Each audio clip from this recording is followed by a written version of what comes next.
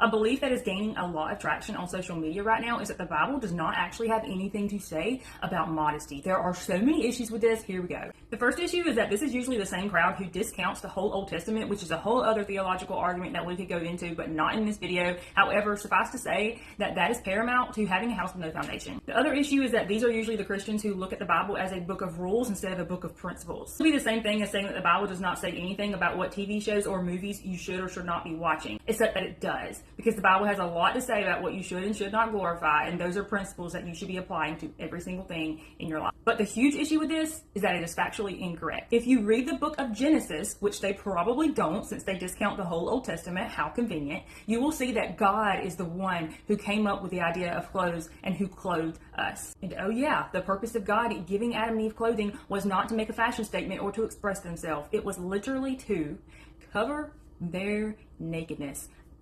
I don't know how much plainer it can get. The Bible has a lot to say about nakedness, and it is always described as a shameful thing to uncover your nakedness to others. The only time it is not considered a shameful thing is when it is between husband and wife, and that is when it is beautiful.